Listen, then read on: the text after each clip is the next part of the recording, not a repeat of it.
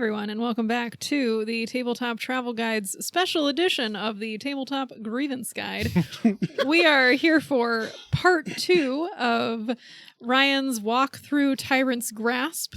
If you have not listened to part 1, you should go back and listen to that. That would be books 1 through 3 of the Adventure Path. Today, we will hopefully be getting through books 4 through 6, unless there are so many grievances that we have to take even longer. Honestly, so far we have had very little grievances in part 1. So you better have a lot of fucking grievances today. Fucking grievances. This is part 2 of 6. So also, as we said on the last one, we anticipated Ryan would have a lot of cursing. We didn't in part 1, but we're thinking it's really going to happen for part 2. We're getting there. So content warning for young listeners: there will be expletives. I'm going to use more than my 1.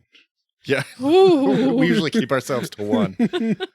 The gloves are off. Part 2. Okay. Oh yeah, I'm Ryan. In case you didn't know that. Hey, I'm Tyler. I'm Sam.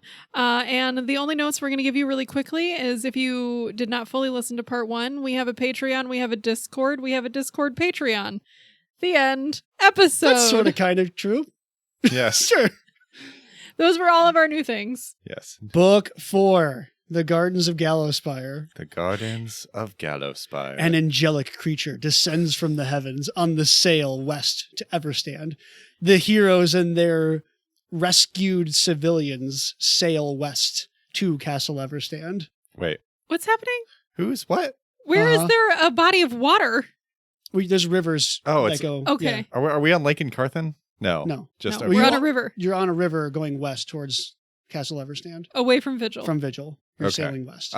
Okay. Yeah, so it opens with an angelic creature descending from the heavens, though. That's how the book opens. Okay. As you're sailing. West on a boat. Okay. Yes. The creature, an artificial angel made of wood and bronze. Sure. So it's like a robot angel or a construct angel. Okay. It delivers the PCs a message to divert their adventure from Castle Everstand.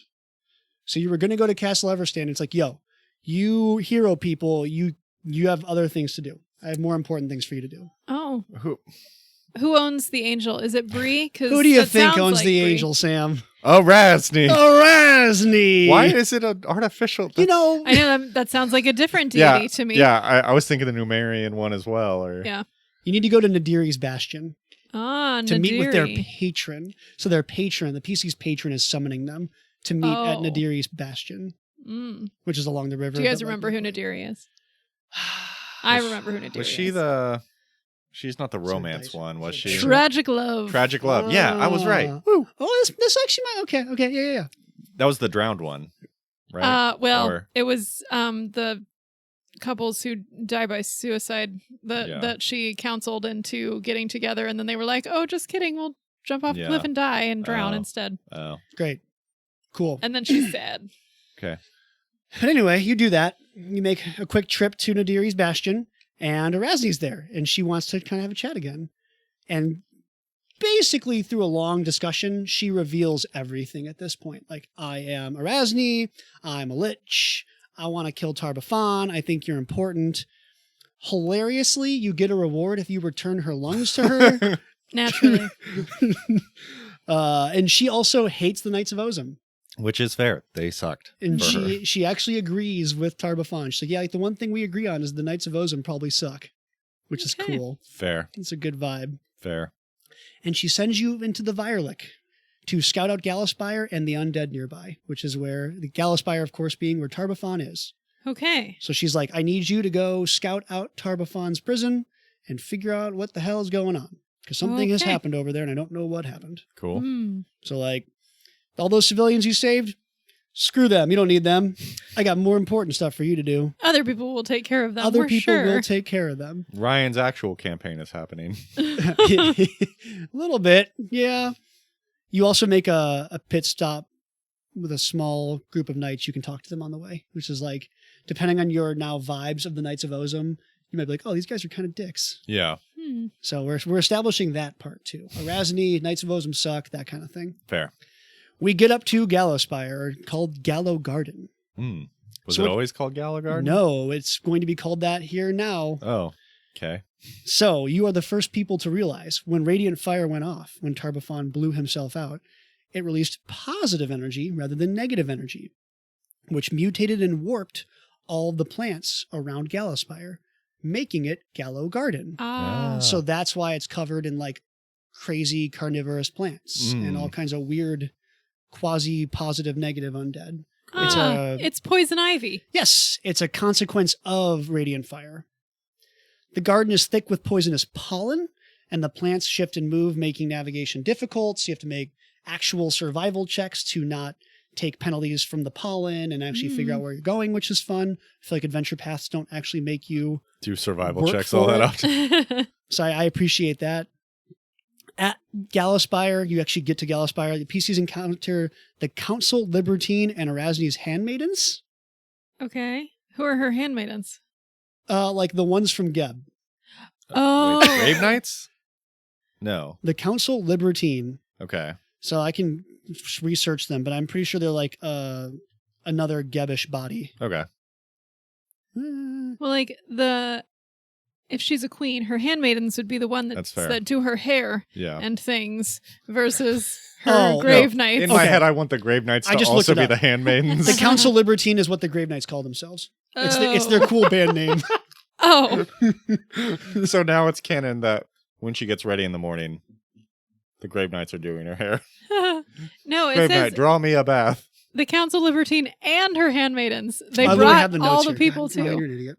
Literally the next bullet point. Yeah, the Council Libertine of the Grave Knights. So they're entrusted to Erasni's safety. Hilariously, you can betray Erasni here. Oh, what? That would be rude. There is an option to be like, oh, you just want to help out Erasni? Oh yeah, she's over at the lookout. Oh no. You can just do that, which is kind of hilarious. But I don't think anybody actually does that. I hope not. That would be real. She's really pissed if you do that, by the way. Okay, so at this point, okay.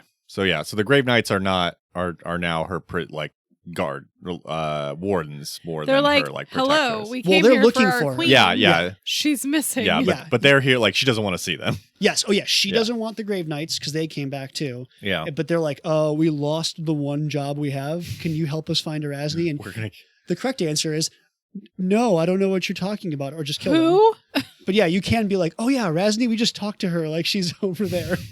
You can do that. You then delve into Gallowspire itself, which you guys also didn't do, but I did give you the option. Yeah. So I did give you this option. This could have been a thing you guys Didn't we go to the library in Gallowspire for a hot minute and Tar Baphon You did was there? No, we went to a library in Vigil. Yes. Oh. We went to Tar Vigil. Baphon showed up. The shards of Vigil, yes. Okay. So this was an option for you guys. And this is where you figure out, you're basically looking like what the heck happened. You find a bunch of research documents, you find clues to Tar Baphon's location, and you also learn about the witch gates. The witch gates are really cool, and I did use this. Mm-hmm. The witch gates are teleportation funnel traps. So if you teleport near a witch gate, it like pulls you into the witch gate and you end up at the location of the witch gate. So it's basically Tar Baphon's way of like preventing teleportation to places that are narratively inconvenient. Good for him. We've been there. Yes. There is also a witch gate on the Isle of Terror, which is what I used to pull you guys in to fight all that area. Yeah. And then I also reused parts of this dungeon for the Isle of Terror. Oh, nice. So you kind of sort of did it, even though you don't know you did all of it. Yeah. So Erasni, you kind of talked to Erasni. She could spring the trap. Like she could just do this and you guys could commit to the witch gate and see what happens. But she wants to have an element of surprise and she'd rather not just like kick the trap open. Yeah. That's fair. So that's her decision. You fight a simulacrum, which is like a simulated Tar Baphon. Simulacrum. It's a Tar Baphon robot. It's really funny because he's like sitting in a throne and he's like maniacally, like he's a cackling caricature, but he's also made by Tar Baphon because it's in his house. So it's like if Sam made a Sam robot that sat in this house and was like, hello, I am Sam and I love books. You should fight me for my books. I would have to be really unhinged to do that. I mean, he's had plenty of time to unhinge himself. That is true. Yeah, it's cool. Armatos Manslayer. Armoratos is one of the Grave Knights. He's hanging out in Gallowspire. He's like leading the council. He's there. You bump into him. You kill him. Cool. You end that whole thing. He's the one who ends up being, he has like the thing that controls the witch gates. So by killing him, you actually get to like disable the witch gates. Nice. Which is a big tactical victory for you. Tactical. Okay, ready?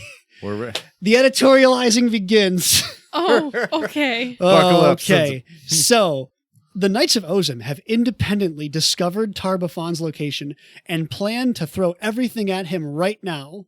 What? Oh. So while you were off doing this complicated research topic for Erasni, someone from the Knights of Ozim was like, oh, Tar Baphon's right over there. Let's fucking send it all. Send all the horses. Send all the men. So to be fair, though, you haven't really, as a party, haven't really interacted with the Knights of Ozim. That's correct. So well, you sort of have. So book 2, yeah, or book 3 individually, like you're talking to Knights of Ozim. Yeah, but like rather than being like part of the Knights of Ozim, like we were, I feel like you're on a secret mission for a deity that's not telling that she's around. So like, It's true. in the Knights of Ozim defense, they have no idea you're doing any of this. Yeah.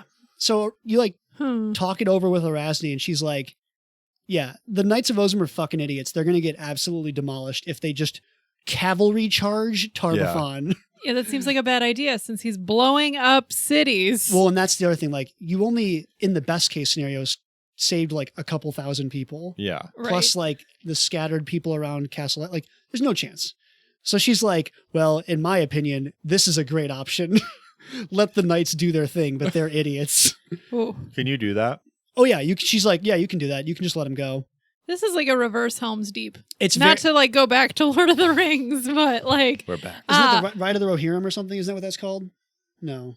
Yeah, when they like charge out in the yeah. But it's like here we brought 500 people and here's an army of 10,000, but the difference is 10,000 people came to them and they had to versus like we have a tiny amount of people. This will be fine. Yeah, so like they have 10,000 in a fortress and 500. There's 500 of them, my lord. What will we do? So Erasni's plan is she's going to go full Super Saiyan. She's going to like fight Tar Baphon one-on-one. She expects it to basically be like a fight of demigods, and she's like, you don't want to be here. I'm going to trigger the trap. Now that I know, I'm going to trigger the trap, pop up right next to Tar Baphon, and we're going to duke it out like demigods. You don't want to be here. The correct answer is she's like, you should go talk to Ulthun and you should go talk to the Knights of Ozim. As much funny as it would be if they all died, you should convince them not to do that. So that's your next mission, assuming you get the good part ending of this conversation.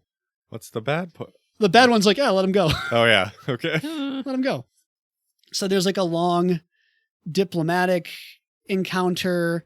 It plays out kind of like you go and talk to his honor guard and the council, and you're trying to like litigate the reasons why they shouldn't suicide charge. Yeah. And there's even a threshold where it's like, we get it. It's a suicide charge. We know that. Like, we're committed. And you're like, okay, your resources will be used better, not being suicide chargy. Yeah. So hopefully you do well there, but there is a scenario where you don't, and you basically lose all the rest of the Knights of Ozim. Like they just end as a faction right there. I've not seen so many like gotchas in an adventure path before where it's like it's wild, right? It's just like, oh, your players die, or your players die, or this entire faction is wiped out, or Erasni is dead. Well, and the funny part about this is like if you betrayed Erasni earlier, she'll still kind of contact you and be like, hey, dickheads. What's up, assholes? I'm still doing the plan. You should join me in the demigod fight, dickheads. Like, so she doesn't send you away now. She's like, please come and hopefully. She's like, you're still useful idiots to me, but we're not friends. So that's a fun little vibe. So Erasni gets in there. She triggers her own Super Saiyan mode. Tar Baphon is like in an equal one-on-one fight, and they're going blow for blow, and he figures, man, fuck this, and just nukes her. Ah, jeez. Which is honestly a valid answer. I mean, might as well. It's funny though, because like she's a lich, so she's Hold on. Oh, Hold on. No. So the lich itself doesn't necessarily save her, but this is very 3.5 of her. Okay. So Erasni prepped a bunch of rituals to enhance the explosion. Enhance. Oh boy. Enhance. So she basically strapped herself with like a second nuke. Okay. And she's like, well, if he nukes me, it'll double nuke me. And I bet that will like permanently sever me from my lichdom and just let my soul rest. Oh shoot! She's Wow. like, She's I'm like, going out. if I'm gonna go, I want to super go. I want to take Tar Baphon with me, and it's gonna be a huge explosion. Okie dokie. Whoo. She, during the fight, figures out that the shards in Tar Baphon's hand are the same as the ones from PCs, and realizes that this extra powerful nuke might kill the PCs who are like sort of kind of nearby. So she teleports the PCs at the last possible second away from the explosion to save them. Oh. And then she goes completely like supernova and like gone. Wow. Well, thanks, Resney. That's real nice of you. Also, that's a cool like campaign set piece. It is a cool set piece. Yeah. I'm kind of sad. Grievance number 1, I kind of want to be there for the explosion. I feel like it's a cool thing, but also like, I want to see the explosion. Like, you've been invested in this fight, and from the PC's perspective, you don't know who wins. It's like, Yeah. Oh. you send the PCs away. I mean, it would also be cool if it's like, oh, the explosion happens, and then before the shockwave hits you Yeah, I mean, teleport. cinematically, you would do it as she is going up in an explosion and a And she, like- hand reaches out. she like glances your way and a hand reaches out as the explosion envelops her. Ooh. That would be cool cinematically. Yeah. And that's basically how the book ends. You just get Oh. TP'd away, which is a pretty That is- cool That's ending. a cool way to end. Yeah. So it's unclear. I think it's I'm getting a little contrived here of like, all right, go do this thing. Okay, now go talk to the Yeah. knights. Yeah, you're definitely being led around. Yes, you don't have a ton of agency in this book, Hmm. but I'm still having fun in this book. Oh, the book does end. You are in Arcadia now. Okay. Sure. So that part of it kind of was like, eh. Because we have to go to random places. That's how Adventure Pass work. That is how Adventure Pass works. You do have to hit multiple continents. It is a contractual obligation. And then I really kind of hate the council meeting in this whole thing. They are like incredibly lawful stupid, Yeah. which is kind of the Yeah. intention, but it's really frustrating when you're reading. You're like, you idiots, you're supposed to be like a martial civilization. Haven't you of ever been in a war before? Yeah, like you're supposed to be the smart fighters, and you're like, well, by my honor, I must die at the hand of Tar Baphon. Like, you fucking idiots. Yeah. You're supposed to be smart. They fought like a centuries-long crusade of like attritional warfare. to get You had here. it. This isn't your first rodeo. Yeah, and like the Knights of Ozum exist as an organization. Lastfall as a nation exists to counter the threat of Tar Baphon. Why the fuck would you just like throw that away and be like, well, all chips on the table, let's go. No planning. It's been 2 days. Yeah. Right? This is fine. it's been We'll 2 just days. show up. It's okay. But still fun. I mean, I think it's still a fun book. Yeah. Okay. Yeah. Not as bad as I was expecting it to be. Yeah. Okay. So, Tyler, any last thoughts? No, I mean, I think like, beyond the kind of getting kind of led around, being more kind of on rails in this one, still feeling Yeah. good. And still feeling like when I said last episode, you could run this parallelly with You the could. campaign you ran. Yeah. Book 5, Born by the Sun's Grace. Born by the Sun's Grace. So this is like, this one, you're in Arcadia. uh-huh.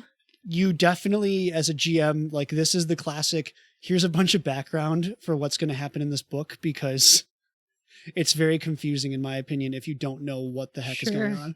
So PCs don't know this, but we actually kind of talked a little bit about this vaguely, I think, maybe in a previous episode. Maybe. Before becoming a god, Aridin, friend of the pod, Friend of the went pod. to Arcadia to study, and he encountered a wizard there named Erasni. Okay. Yeah. Hey.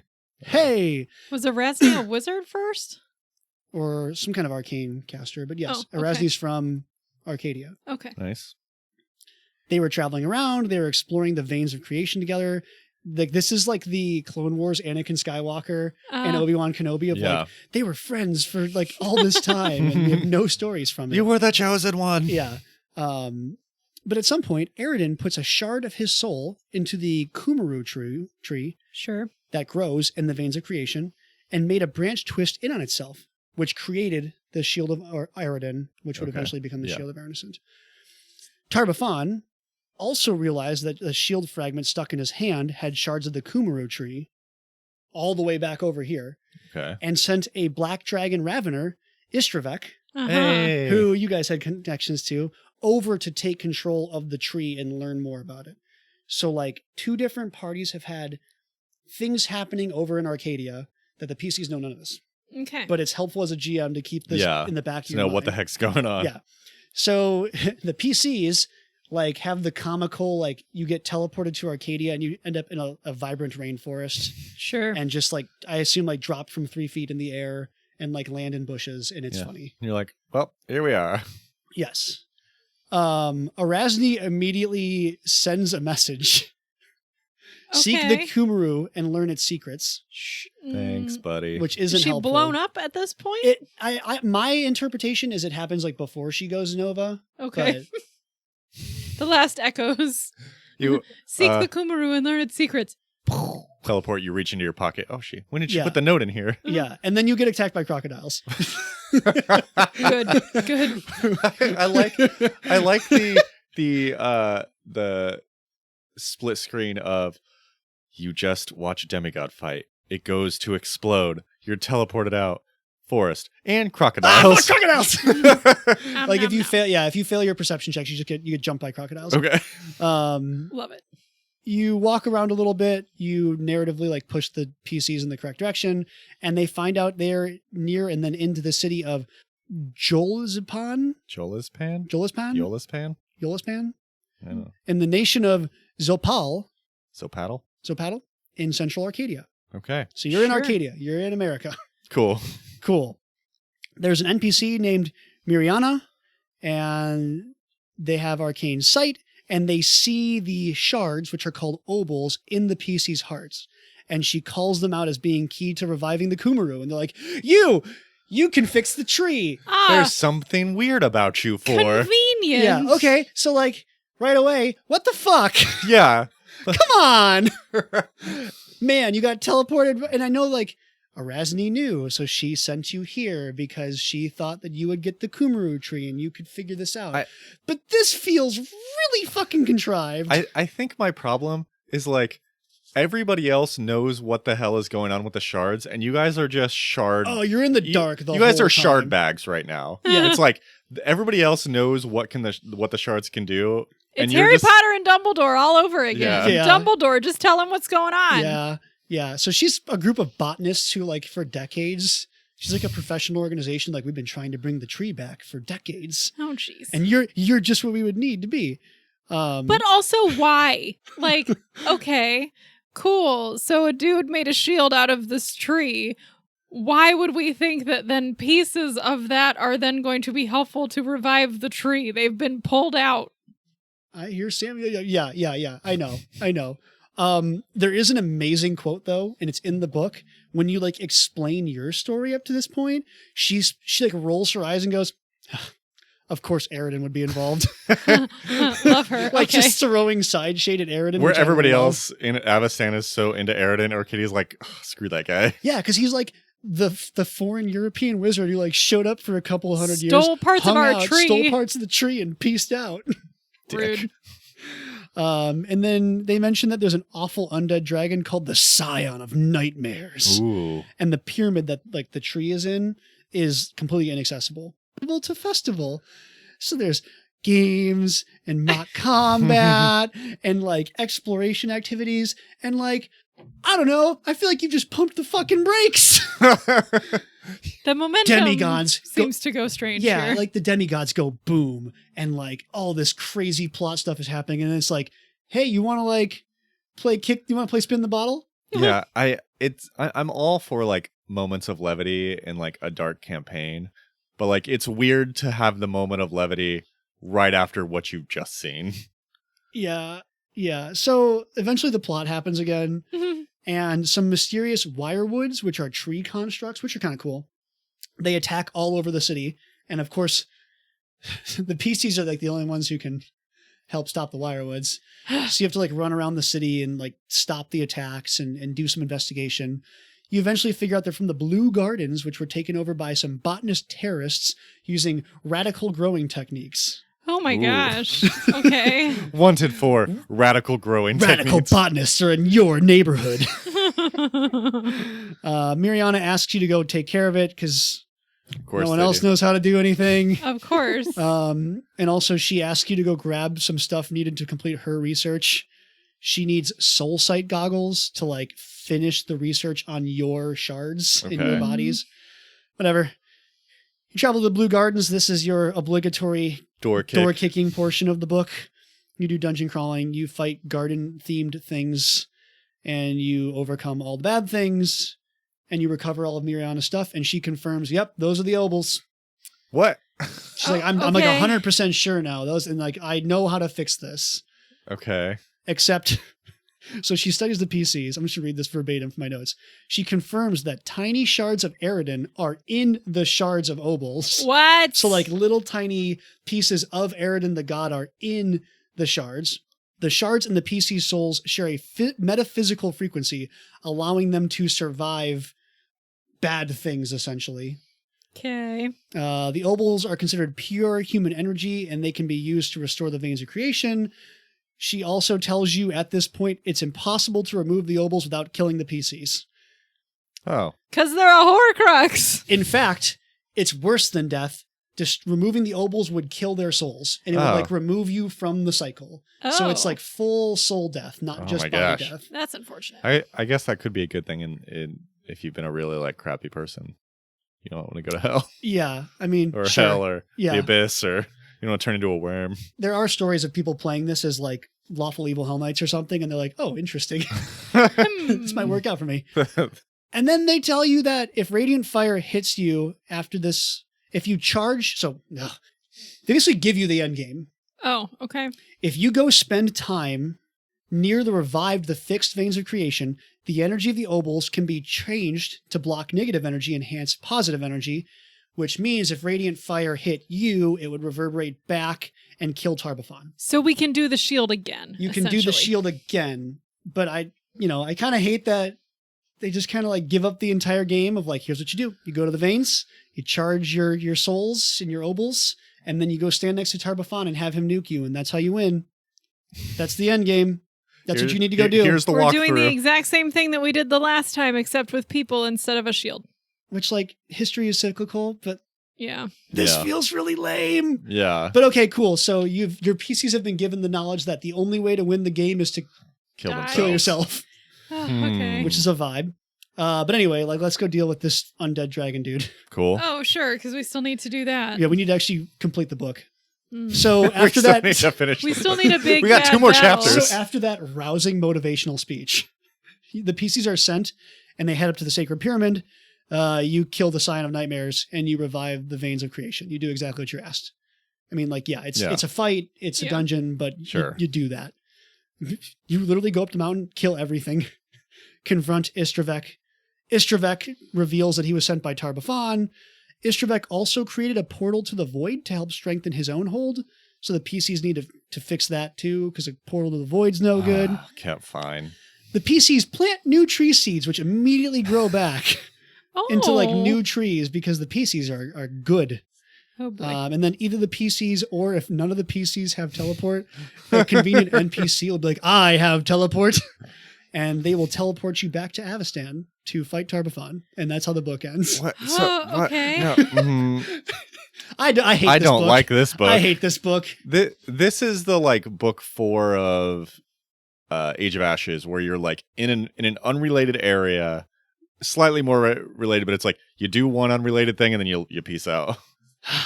I mean, Arcadia is really cool. I feel like this is the second time now where we've been sent to Arcadia to like side quest instead of just release an adventure path in Arcadia. Yeah. Do a whole adventure path in Arcadia. It'd be really cool. Don't well, and like I also one book like me. I don't know. I don't like that it's like, here are all of our NPC or our PCs from Avestan to pop in. Ah, yes, you're the only ones that can solve this problem on our continent. And I'm like, surely there are competent people in Arcadia who could have dealt with a dragon. Like, we can't be the only level 12 people here. We need the Europeans to come fix our problem. Right? Like, I do not love that as a theme. It's the Star Wars Skywalker problem. I have this in my notes. The fucking midichlorians were like before. Okay, go ahead. No. Mine was you have an entire galaxy full of cool stories and they can't get get the yeah. fuck away from Skywalker. Yeah, my version was the Obols are the midichlorians. Like before, it was like there are these like shards, and it's not entirely clear what is happening, but something makes them weird and connects you. Yeah. Now it's like here's all the fucking details. Your midichlorian count is actually directly proportional to your ability to use the Force, and now it's a fucking bummer. Yeah. Now it's lame. Anybody could do this. It was way cooler when the Force was just like the Force, not like your biological cell count. I don't know. I also like, I don't really love like a story that shoehorns you into sacrifice. Like, We're gonna get there, yeah.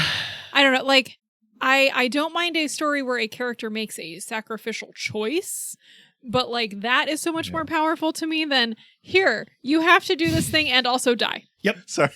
I'm just And thinking you're of- like, well, okay, Yep. I guess I won't like Look. let down the whole world. Like, Yeah. then it's just a guilt trip. yeah, we didn't want the choice of having to sacrifice yourself sucks. In our case, the choice of being able to sacrifice Nirmathos and Molthun, totally fine. They can have them. Hard choices. But I think that was, But yeah. I don't know, from my perspective, when I wrote like that stuff, like I thought that was almost a harder choice, but a more interesting choice Yeah. of like, what's more important, like your lives or like the lives of nations? And you guys Yeah. chose your lives technically, but Well, technically, we chose the greater good. you chose the greater good, Yeah. other lives. because, yeah. But again, it's not shoehorning you in. It's like, if you have that choice to sacrifice yourself, sure. Yeah. But it's like, hey, there's only one way to do this. You guys have to die. And you're like, well, okay. Yeah. And I just feel like going into the final book, this is the finale, Yeah. it just feels like a bummer, Yes. which might be intentional. I mean, that like literally might have been like you're going to the final book and like it's supposed to feel depressing. The final book of 1E. Yeah. But like, Ugh. it's not the vibe I like. Yeah. So, book 6, Midwives to Death, which Oh. is a name that goes hard. That's a cool name. that does go hard. It is a good name. The book opens with like a note, or it's actually at the end of the book, but there's like a whole page that's like, your players might feel bad about sacrificing themselves. Here's how to convince them that it's okay. Like, Hand them a beer. Tell them there will be other characters. yeah. So anyway, while the PCs were away, Tar Baphon has been busy. Mhm. He blew up an entire Crusader castle called Cool. the Hammer Rock and revealed an old undead enclave underneath. Unfortunately, the enclave has fallen to years of infighting since the last Shining Crusade, and Tar Baphon left his own lieutenant there to figure it out and muster more undead forces to his banner. Sure. Rise. Damn it. Come on, guys. Come on, guys. Get it together. So Tar Baphon's strategic goal is to take over Absalom and obtain the Starstone. Oh, there it is. There it Hey. Back So- into it. First complaint, I feel like, I mentioned Chekhov's gun earlier, I feel like this should be earlier. Yeah. Oh, yeah. You should absolutely know You have this no idea what prior he's to doing. book 6. Yeah, like I know Tar Baphon's the baddie, but you should have some inkling of his plan besides fuck the Knights of Ozum. Yes. Well, it's again, it like this entire campaign feels like you are doing something wholly unrelated to what's going to help. Like, I mean, it just feels like you're getting sent off to doing like these secret missions and no one knows what you're doing. You don't even know You what don't you're really doing. know what you're doing is how that's helping. Like, it's hard to be really into the plot when you're like, Tar Baphon's a bad guy. We don't really know what's Yeah. happening. Yeah. So you teleport back into Last Wall. You end up nearby in Velamis. You figure out like the new resistance is being established in Velamis, but basically the whole rest of the country is in shambles. So like a ranking officer finds you and is like, we sent a scout team to Hammer Rock, but they haven't reported back. And also Tar Baphon teleported to Absalom, so we need to figure out this Hammer Rock thing. And you're like, looking at me like, you need to "What?" figure out the Absalom thing. Oh, Yeah, jeez. so Tar You Baphon, fucking idiot. No, you don't. so Tar Baphon off screen gets a different army together and then teleports the entire army to Absalom to threaten the city of Absalom. And then it's Oh. like, hey, PCs, go figure shit out in Hammerrock. No. Sure. No. Yeah. Mm. Absolutely not, sir. We are level at this point 18 people. 17, 18, somewhere in there. Yeah. So the scouts here, like the officers, like, well, Hammerrock was destroyed by radiant fire, so we should investigate Hammerrock. No, we should. We it's already important. know what happened. That shit exploded. And then, hilariously, there's like a Pathfinder Society representative. They're convinced that Galaspire holds the key, and they've sent a bunch of people from the Pathfinder Society to clear out what you already cleared. Which I think is pretty fun. love that so much. I'm okay with that. Hey, that door's locked. We're gonna go check it ourselves real quick. It's just very Pathfinder. Like, we can figure it out, guys. We're the heroes of this story. Oh, jeez. So I kind of love that. You have the real heroes. Okay, so then another gripe here. Like, so now the PCs are teleporting everywhere. So you teleport to Hammer Rock. What? Okay. Because, I mean, you're level 18. Yeah, why wouldn't you not? I teleport? mean, that's fair. You're faced with a similar scene as Galaspire, a verdant and hostile jungle, positive energy. There's a group of Wild Hunt, which we did do this. Uh-huh. If Yeah. you guys remember this. We did, yes. But I feel like mine was a little bit more. A little less jarring. So they like spontaneously appeared with the forest explosion, like as if like the forest was big enough to sustain one Wild Hunt. Remember, the Wild Hunt are fake creatures. They're fake creatures, but they're like level 20 fake creatures. Like they're heavy hitters. So the PCs, like you accidentally defend yourself from a monster. Like when you teleport in, you get attacked. And then the Wild Hunt's like, well, that was ours. So you're our new quarry. So the first portion of the finale book is being chased by the Wild Hunt. Absolutely not. No. No. This is dumb. Like, Yeah, so you like find another way to get them that last level. So you like chase, yes, you get chased to Hammer Rock by the Wild Hunt. Whether you like kill the Wild Hunt or like succeed in the mission of like evading them and then like you end on good terms, whatever it is. And then the Wild Hunt's like, that was fun, peace, or they're dead. Either way. Fair. You're at Okay. Hammer Rock now. Congratulations. Fine. Hammer Rock's a giant dungeon. You get to, it's a big old dwarven fortress. I'm going to even skip some of my own notes. There are 6 factions that are there, and they all kind of like interact. It's like a big dungeon. It's like all 6 factions. You can play them against each other. What? And No. Why would we spend time on this? Meanwhile, like, I just imagine it goes back. It goes back to you have the PCs being like, we're like, let's make a plan. And meanwhile, it's just screams in Absalom as Tar Baphon's army is there. So I want you to know, this dungeon was a big portion of it was when you guys were on the Isle of Terror. So I took a lot of this dungeon nice. structurally and put it into the Isle of Terror dungeon that you guys like dove into. Because it was like also a Tar Baphon. But this definitely feels like we have to have you do other things to get to the level that you need to be. Like when we were doing this dungeon, we were still like Tar Baphon was not actively sieging Absalom. Yeah, I he think was like just slowly we were moving. doing this. I think this was the end of our part 2, wasn't it? This was the end of our part 2. Yes. Yeah. Yeah. So there's a whole bunch of factions. They're all doing stuff. This is where we're introduced to Gildias. So Gildias! Finally, I don't think he actually sounds like that, but we made him into a caricature. He was Skeletor for us. Skeletor. So this is where you get all the backstory about how the shards were stolen. So you run into Gildias and he's like, remember back in book 3? When all those shards went missing? That was my fault. And then he explains like, well, Tar Baphon was a bully and he was really mean to me. And that's when I decided that I didn't like Tar Baphon and I tried to betray him and failed. But now I want to maybe try to do it again. Okay. Oh, buddy. Okay, buddy. So depending on how you behave here, you may or may not recruit him to your final fight. Sure. The plot critical baddie is named Lianthari. Yeah. Nice. Who controls 3 reconfigurable teleportation circles.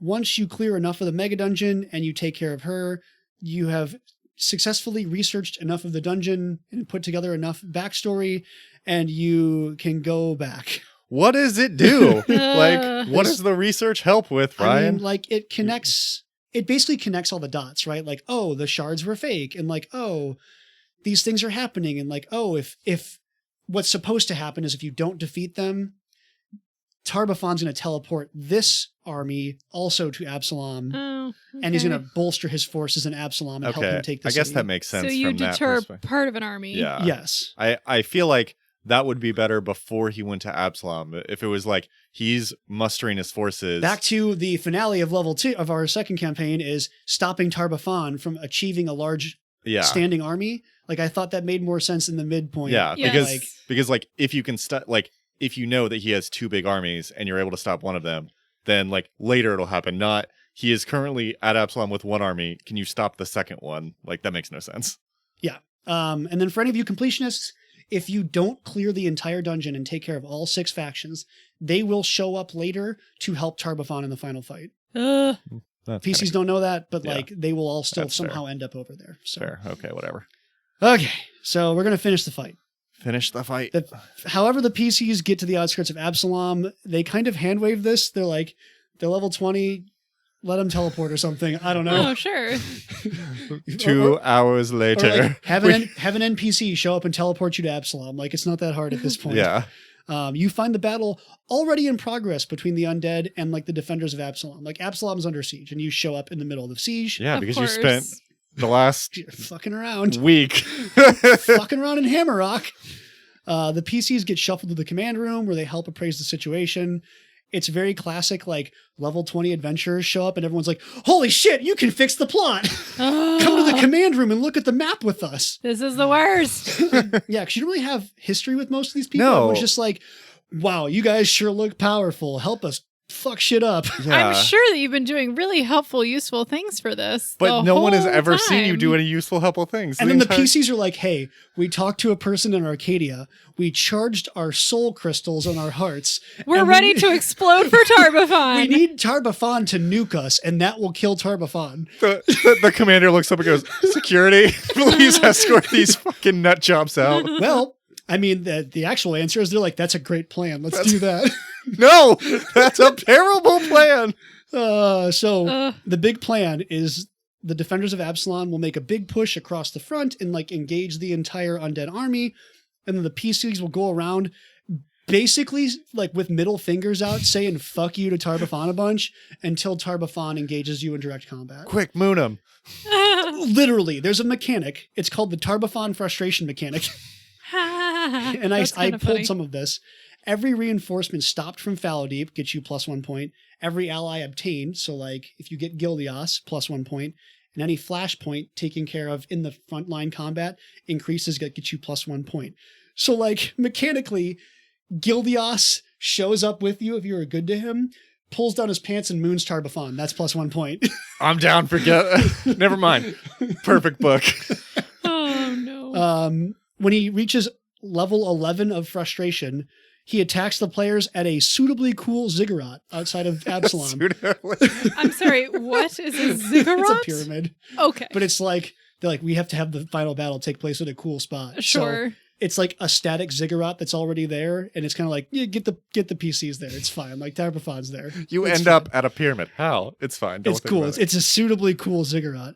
PCs, you sufficiently injure Tar Baphon. So he's like spec'd out and 1E is like level 29 or something, how Erasni was. Okay. And yeah, you have to like do a third of his hit points or something. Yeah. Basically, narratively, and it's even like, if all but one of the PCs are down, like have him be suitably injured, basically. Like you okay. suitably injure Tar Baphon. They're gonna die anyway, Yeah. but as well. He uses Radiant Fire because he's pissed off. He nukes himself and the PCs, and the PCs win. And that's how the book ends. Yay. We did it. We saved the city, Patrick. I mean, there is an epilogue. So the explosion is 5 miles in radius. Anyone inside is killed or injured. So like narratively, if you're like, Gildias, I want you here, like Gildias dies. Aw. If you're like, Gildias. guys, stay back. The whole plan was for him to nuke us. Like all the other NPCs survive. Actually, that is the ultimate dick move of the players. You've known for an entire book the plan was to nuke yourselves. So if you said to any NPC, please join us, I want you here with me. you are the baddies. Unless you're like, except for you over there, Fred. You've always annoyed me. I need you here. This is how you take all the people you do not like. You have to join us.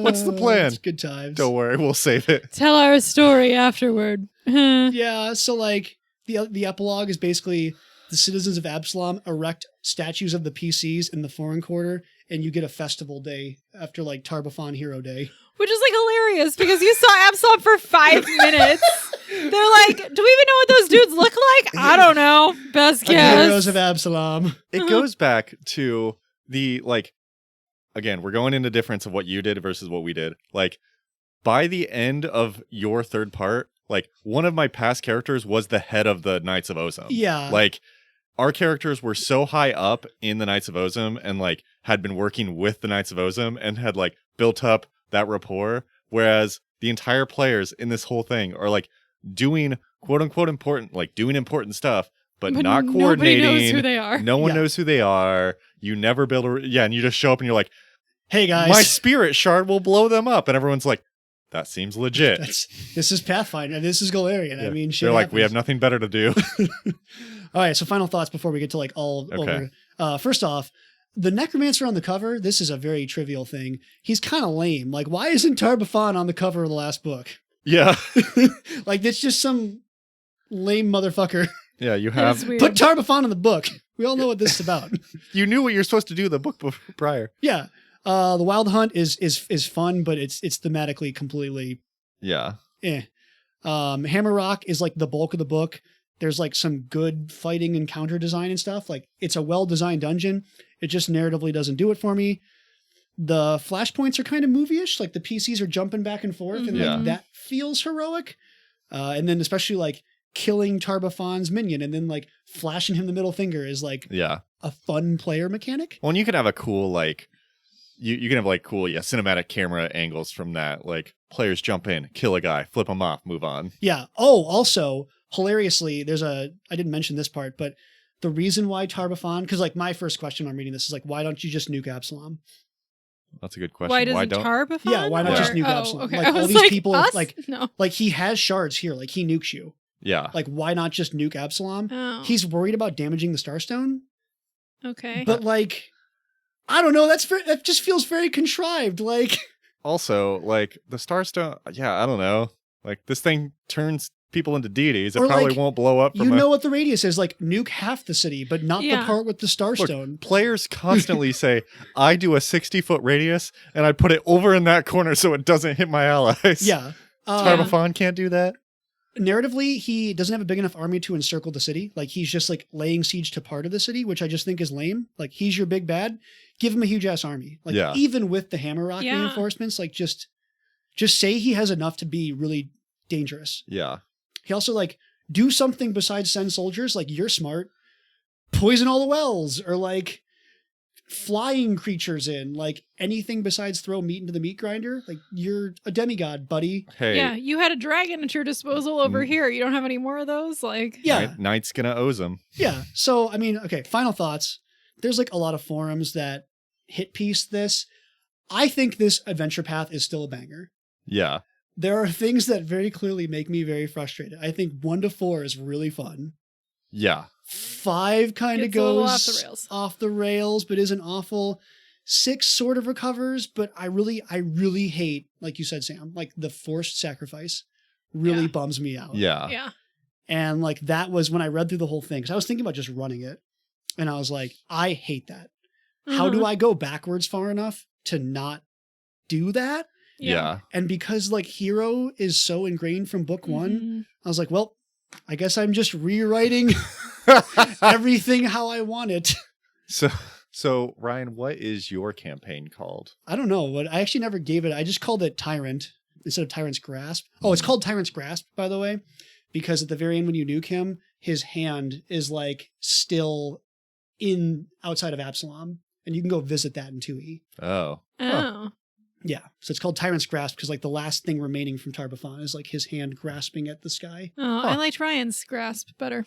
Oh yeah, so my narrative grasp is when the final encounter happened, he like, instead of a conveniently placed ziggurat, I had him cast Time Stop, and he like manipulated the ground around the players to make a fortress, like a finale location that looked like a grasping hand Yeah. trying to pull the PCs down. Those pillars Which was sucked. cool. Those pillars did suck. Yeah. Stolen from Valheim, by the way. Oh, nice. That is a set piece from Valheim. Yeah. So like, I don't know what I would name it, but like, I wanted something more gritty, and like, Yeah. I wanted a little more geopolitical. I like things a little more simulationist than Pathfinder sometimes. So I kind of like the Witch Gates. I think the Witch Gates are really cool, but they're kind of used very flippantly. Like, oh, there's a Witch Gate near Tar Baphon. I guess we're going to use that. Like, Yeah. Yeah. I just felt like okay, like a smart person would place these in specific locations in specific ways.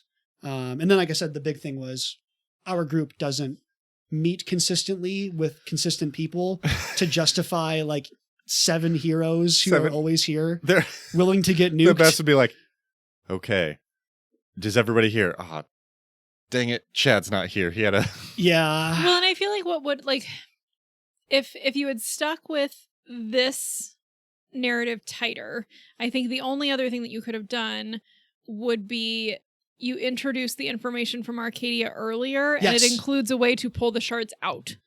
Like that, or like some kind of mitigating way. Yes. Yeah. Like, okay, we can take these out of you due to whatever we found with the tree, and maybe that's why you need to be by the tree. And then it becomes not a sasacrificial hero quest. It becomes now we have a weapon. Well, again, I feel like which is what I basically let you guys do. Yeah. Like, I let you guys make a weapon out of the shards. Well, like I feel like the whole time you are vehicles for the shards. Like you as a player or you as a character are not important.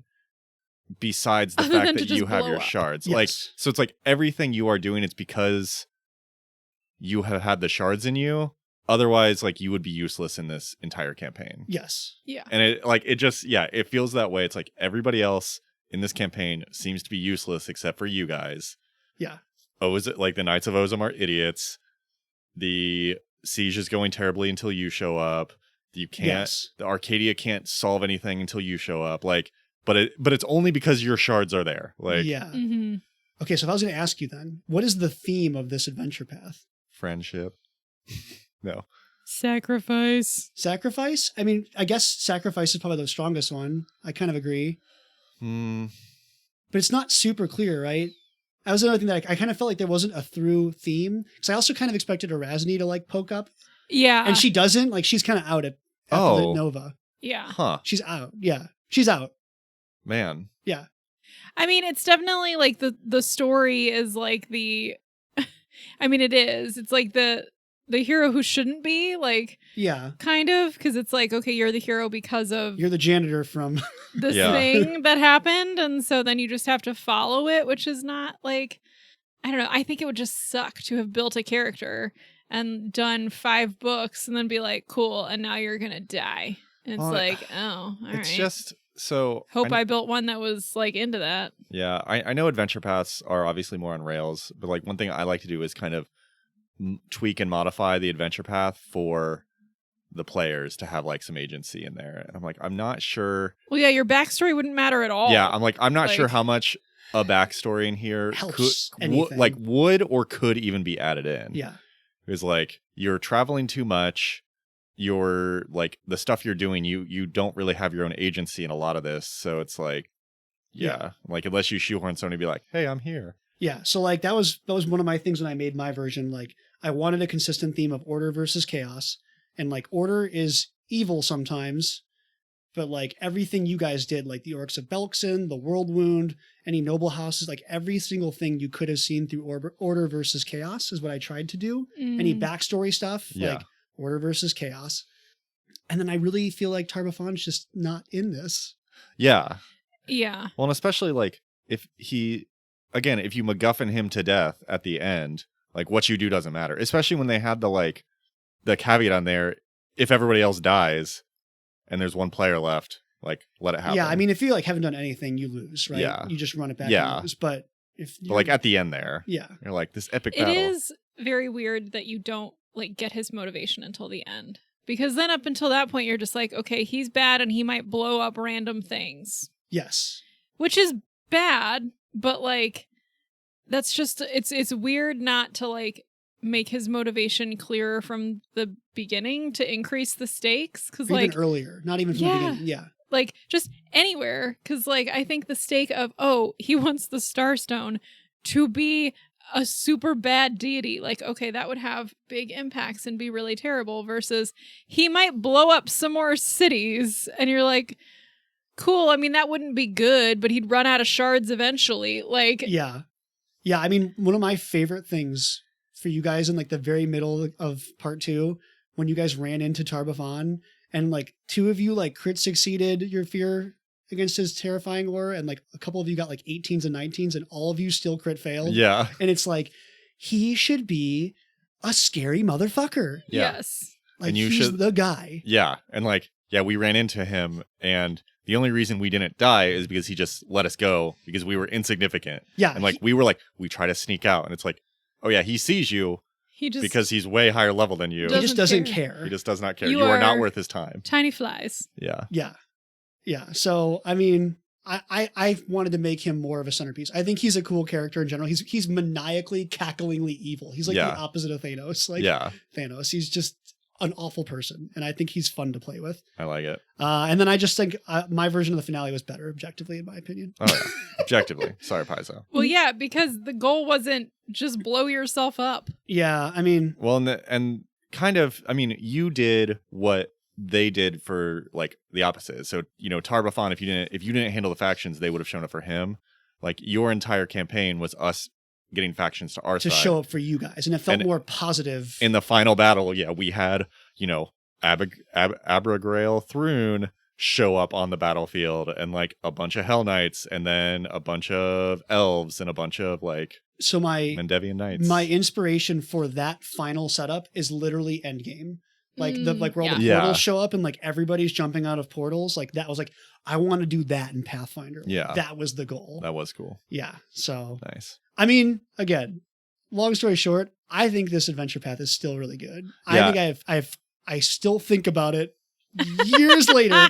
My campaign document is 66 pages of modifications. Like, woo. Yeah. I mean, honestly, like when we've been ramping up to this, and I know we've like talked about it, I expected it to be way worse. Like, the way you've talked about it, and it's like I expected it to be way worse. But yeah, it feels like 4 awesome books, 1 kind of book, and then a final like weird, partially okay, cool end that didn't quite stick the landing. Yeah.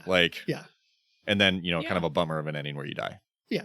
Like overall, it sounds like a really cool adventure. Yeah. But I mean, it worked out because this made me right. I mean, like this was 4 years. Yeah. I was thinking about like this was 4 years of fun to like go through and do this version of it. So it was a good thing. It was a blast. It was fun having you guys play. Like it was a lot of fun, and it's one of the bigger, better things I've ever written. So it was a lot of fun. Yeah. Well, overall, would you play Tyrant's Grasp? The real one. The real one? I mean, no, because I don't have time to like play through a full 6-book adventure path slowly, I feel like. But yeah, I mean, in general, I think I would. Yeah. I feel like I would, if I knowing what I know, I would make a character who's okay with the sacrifice at the end. Well, that would I think make it easier. Yeah. I think if you had the correct kind of character for it, it would be fine. If you had like because like post this, one of the Pharasmin groups is the Final Epitaph, and they're like, we will die 100% to kill undead. Like, right. So like if you had somebody who was that level of like, oh yeah, I'm going out Blaze of Glory to kill this guy. Like, yeah, but like if you're a lawful evil Hell Knight, that would not be a great setup for you. Yeah. It's a really rough setup for the finale for you. Yeah. Yeah. Yeah, you really have to have built from the beginning, but then it's hard because you don't know from the beginning. And then also if your setup is like, you're dead, but you don't know how you got here, it's also hard to pull that in too. So it was fun. Yeah. Overall, I think it's a really cool story. And it's super playable still. Yeah. Like it is peak 1E. Yeah. Encounters are really well designed. Puzzles are mechanically, it's really, really well written. Well, I mean, it was literally the last adventure path. It is the send off 2E, for 1E. Like, yes. Yeah. Nice. That's it. That's all I got. That's all we got. Whew. That was a ride. Almost 3 hours of recording. Yep. Only 2. Only 2. Okay. Yeah. I made it work. That was better. We could have done all that. Problem is, if I was drinking the whole time, it would have been a way more tangenty one. That's fair. All right. Well, we have escaped the Tyrant's grasp. Hey, there it is. Nice. All right. Thanks for listening, everyone, as we went through the entirety of Tyrant's Grasp. Reminder, we have a Patreon. The link is in the show notes and on our website, or you can search us Tabletop Travel Guide Podcast. Thank you to all of our listeners. Hopefully you enjoyed this foray into adventure pathing. Feel free to reach out to us via email. That is tabletoptravelguidepodcast@gmail.com. You can also check out more things on our website, tabletoptravelguide.com. And I don't actually know what we're doing next, so we'll figure that out. We'll be back in the Mwangi. We're back in somewhere in the Mwangi. Stay tuned. Until then, happy travels.